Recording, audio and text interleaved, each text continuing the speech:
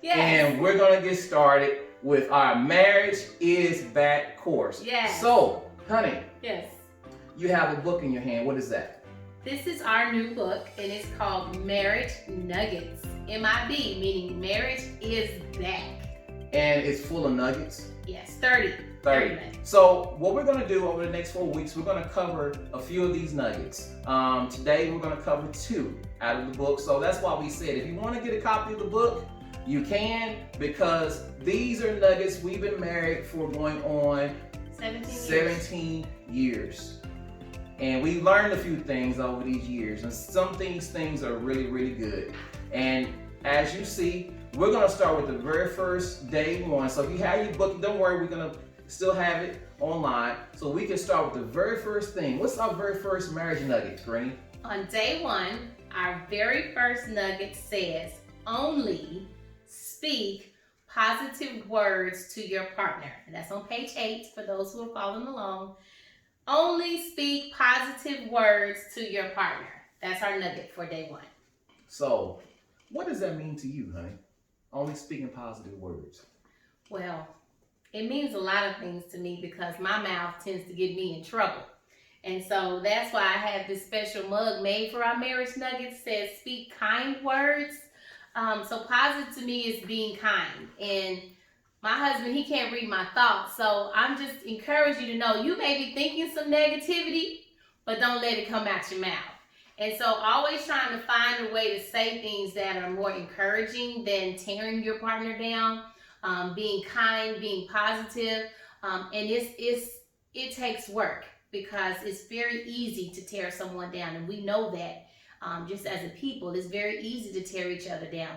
But to concentrate on being kind and to speak positive, it takes work. And so for me, the key word on that is only, and not sometimes, and not just a few, but only speak kind words or be positive. So for me, it's just being kind with my mouth. And there is a reason that is the first marriage nugget. There is a reason we start here with our mouths. Because truly, the mouth controls everything. The mouth starts arguments, the mouth can put out arguments. And if you find yourself, and the reason why I wrote this nugget, because about 17 years ago, and then also the book has life lessons. And it's a practical application of what this really means. I only speak positive words. So about 17 years ago, me and my wife will argue. Yep. And we were always arguing when we first started out. That's telling the truth, we were. And one day, I was mad. I went outside, and I was just brewing. And I was trying to win an argument, and I don't know if you know anything about the women in this family. You're not going to win the argument. So I was trying to win an argument. I was losing. So I went outside, and I was mad. And I was trying to figure out what could I say that could make my point come across better. And I really felt something on the inside of me. I really felt God was on the inside of me telling me that you can tell your wife, you can tell a partner anything if you say it in a positive way. So I was like, that's pretty interesting. Let me try it. So I came back in the house and I was like, honey, guess what? And she was like, what? What? And I was like, I realized I don't know nothing. And she was like, yep. So I said, from that day forward, I was going to try to, whatever I had to say to her, I was going to try it in a positive way. For example, if she was burning the toast every day, I wouldn't get up in the morning and say, ooh, you burning the toast. House smell like burnt toast. It's just burnt every day. I would try to say, well, honey, could you cook my toast half the time you normally cook it? And what would happen is I would get the toast the way I want it. She wouldn't be mad. And guess what? We were not arguing. Because when you throw, and I got some stones here, and on each of these stones, I wrote a word. When we speak negative words, or on this stone, we complain.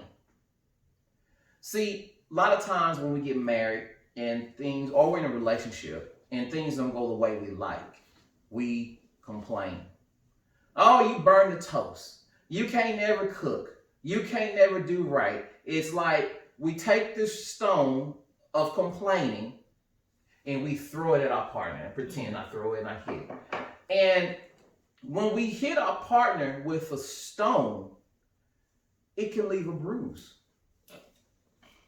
And it can be painful and hurt because our words can hurt. Every time we complain, it's like we're taking that stone and we're throwing it. We're throwing it, we're hurting. Then there's a bigger stone sometimes that we can pull out of our words. And let's be honest, we can compare. Oh, you don't cook like your mama. I was being nice on that one. Sometimes we compare. You wasn't like my ex. You wasn't like my baby mama. You wasn't like my baby daddy. And we throw these stones. And these stones hit, bam. And they leave a bruise. We're complaining with our words. We're comparing with our words. And the last one, sometimes these can leave big bruises. We always try to correct and we try to fix our partners. Do this, do that. I need you to get over here now. We're always correct. This is wrong. That ain't wrong. How many of y'all, let's be honest, you don't ever like to be corrected? No. And then the fact of the matter is, guys, you read your Bible, it says correct in a spirit of gentleness when you are trained and able. See, back years ago, I tried to throw a stone, bam, correct right there. Thank you for not correcting me. We throw a stone and we're trying to correct our partners. We're trying to make them something that we want them to be.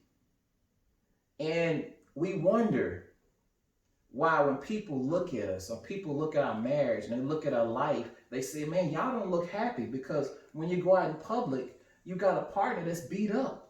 And you beat that partner up with your words. So, but we don't want to stop there. And we have a challenge. Yes. And the challenge is, honey, go ahead and tell. Day one, we just talking about words and how painful words are. How can we heal some of this bruise and damage that we have? What's the challenge?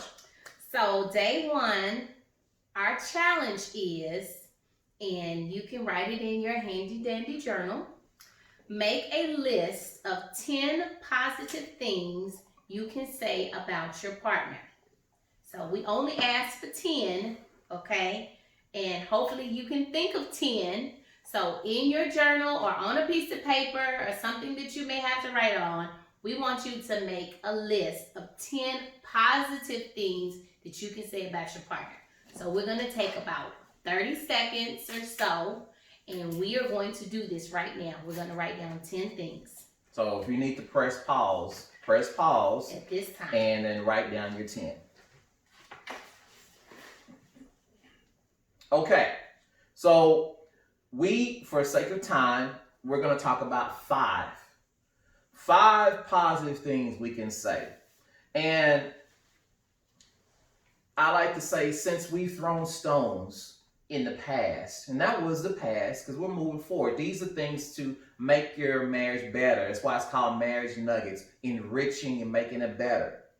So things that make it better is saying good things. So when that time you may want to complain or say something good, you're going to pull out this list, and it even helps when you look at it and you can see it like, man, these are really good things about my partner. Let me focus on these. So my 5 positive things to say about my wife, Carinia, is number 1, she's faithful. So every time I tell her she's faithful, and you are so, that hurts, don't it? It hurts to get it off. So every time I tell her that she's faithful, it's like healing. And so instead of those bruises being there, it's getting better. She's also supportive. She's affectionate, kind, and sassy. Oh, yes. Because she keeps it fun. Because, it's crazy, but I enjoy that she is who she is. And sometimes I had to realize early on that I got to appreciate her for who she is because she ain't going to change. So I learned to appreciate it. So those are the 5 positive things I have to say about you. Can you repeat those one more time? I said you're faithful, supportive, Uh-huh. affectionate, kind, and sassy. Sassy. All right. Okay, so I would go with my 5. Okay. And we told y'all to do 10. So, just for time's sake. I have, you are very loving. Okay. You are very loving. Very responsible. Okay.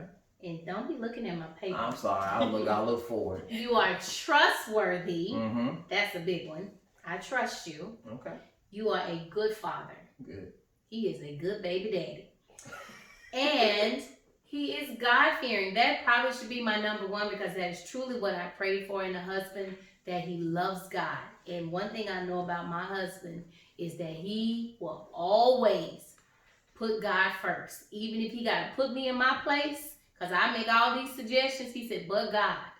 And so I appreciate that you honor God with every decision, everything you do, and you fear God.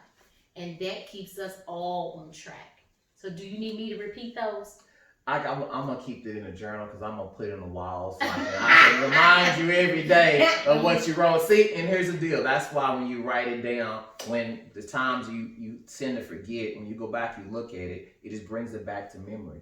So that was day 1. Yes. Let's go on to day 2. So we getting you started with kind words. And that's the first day. So you take that and you try that for 1 day. Then day 2 is something totally new. So what is the nugget for day 2, Carinia? Day 2, it says treat your marriage like your job. Put in some work. Wow. That's a hard one. Because, guys, let's be honest.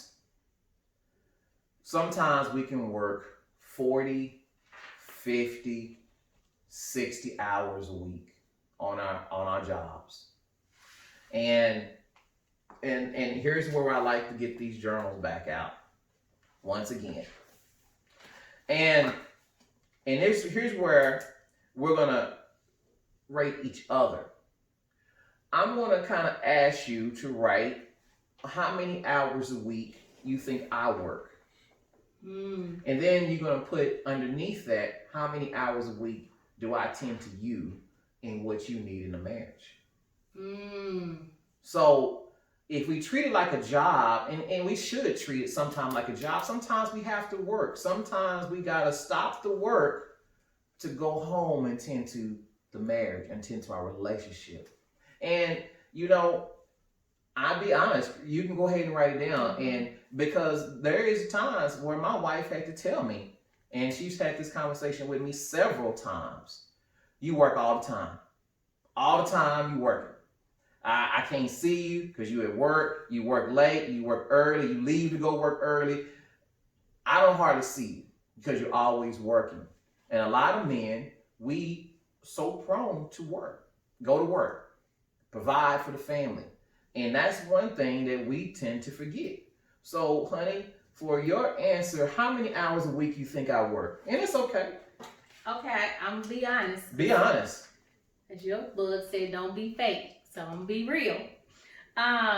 So I would have to say definitely more than 40 hours. That's like just the norm. But you always put in overtime. So I would average about 50 hours a week. Okay. That you put into work outside of the home. A good 50 hours a week. Okay. If I had to be honest about how much time you spend with me, it would probably be half of that. Okay. I would say half of that. Good. I was hoping you weren't going to say an hour. About 30 minutes, 25 minutes, I'd say a good 25 hours, half of the time. Well, sometimes I feel like I don't do enough, and I just being honest. Sometimes, man, we don't put in enough time in our relationship. And there's a lesson inside of our book, Marriage Nuggets, and I always like to put stories in there. And if you would show the people, I have a favorite TV show. One of my favorite TV shows is Married with Children, Al Bundy and Peg Bundy. I love that show. It is so funny. And in this TV show, Al works, he sells shoes. And Peg is at home. And he makes it his point to be at work, not to tend to Peg. And it's very funny.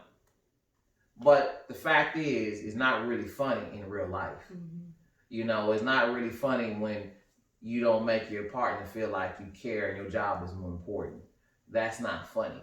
And I have that in there as the second nugget because sometimes we got to realize we're throwing words like we did in day one. And then on top of that, we're not spending no time, you know, caring about each other or doing anything. So, honey, with each nugget and each lesson, we have a challenge. Okay. So, explain to me how this challenge worked that we have for day 2. Okay, so day 2's challenge says, make your partner's favorite meal or fix something that needs fixing around the house. So for our challenge for day 2, we already did it, guys. Mm-hmm. On the 4th of July, we were in the kitchen and we've been cooking. And I've been experimenting in the kitchen. I had to say, I had to beg for this. He did beg for this. So we were going to just go get some, my mom made some homemade ice cream. And I was just going to throw some Oreo cookies in there. And then my honey was like, can't you make that peach cobbler you made for Father's Day? I was like, really? We got all the stuff. I was like, okay. So I asked him, I said, well, why don't, no, he said he'll make it because I didn't move fast enough. And I said to him, how about we make it together? Okay. And so he was like, okay. So we were both in the kitchen and he started telling me about Benita's recipe. And I was like, but I got Mama Mills' recipe. And he didn't know Mama Mills. And I was like, but did you like the one on Father's Day? And he was like, yeah. And I said, well, that's the recipe. And so we got to going back and forth. And I said, I tell you what, you take your best ingredients and I'll take my best ingredients and let's come together and make a peach cobbler. Mm-hmm. That is exactly what we did. Everybody left the kitchen. It was me and my honey in there and we worked it out. Let me tell you something. He can really cook. But he took the dough and he rolled it all out and he tried to get all fancy. He started cutting the little lattice pieces there. He's like, I'm going to just line it on the top. So I got all my mixing bowls and ingredients. He's talking, now I need you to put some brown sugar in there. I said, brown sugar? I didn't put brown sugar in there last time. He's talking about, but let's try it this time. So me, being who I am, I said, okay, let's add brown sugar. So we took half of the white sugar out and put the other half as brown sugar. So what I noticed, even with this challenge, we were working together. We were fixing something together. His goodness and my goodness made deliciousness, okay? He said, baby, you should add some cornstarch. It's going to make the filling a little bit thicker. I said, okay, do we have some cornstarch? He was like, yeah. So we got the cornstarch. And we just started working and adding. I put some nutmeg in it. And we had some, I took even the egg whites and put it on the top. So we made this filling, put it all in there. And you know what? We added some chunks of butter. We sliced up some butter and we put it on the top of it. Let me tell you something, people out there. It was glory in our kitchen. And we put that in the oven and everything we did together. He laid it. It was beautiful. We're going to show you a picture, okay? Right at the end of this, you're going to see that peach cobbler because we took a picture. Put it in the oven on 350 for about an hour. And that baby was amazing. Everybody in the house was like, if you never cook it again. This was the best peach cobbler. Now I'm exaggerating, but no, it was the best peach cobbler. And my mama had some homemade vanilla ice cream. Yes, Lord. And we got a scoop of that and put it on top of that peach cobbler. Woo! Glory! Did you feel the fire? I'm going to put the recipe on there too. Anyway, we came up with a Hornbuckle's peach cobbler amazing treats, okay? So that challenge for us was not just fixing something in the house, but fixing a meal. We did that together, and we came up with something that everybody enjoyed. And so I really think that day too, it worked for us. That's right. And that's what it takes. It takes some work. You know, as you listen to you describe that peach cobbler and how much we put into that, but we got something good out of it. Yes. So the more you put good in, the more good you get out. Now, if we'd have just went and got some Oreos and crumbled them up, that wouldn't have been that good. We wouldn't have been talking about it. But we put in the work making a peach cobbler, and we had something good that, you know, what you say, slap your mama. Slap your mama good. We don't slap your Get mama. over here, mama. But these are the first 2 days of the marriage nuggets. And what the goal is, like I said, once again, the goal is to enrich what you have. We only want to build it up.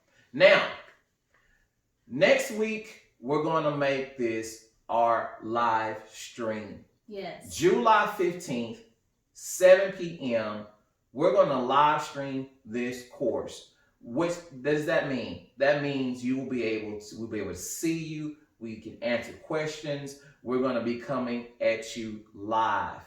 And we're going to be covering the marriage nuggets from day 3 and the marriage nugget from day 4.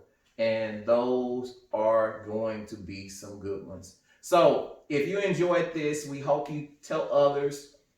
Come back to the website. Go to Greater Rising Star, GRSBC.com website. And we're going to live stream this course. Marriage is back. Hope to see you soon. Bye-bye.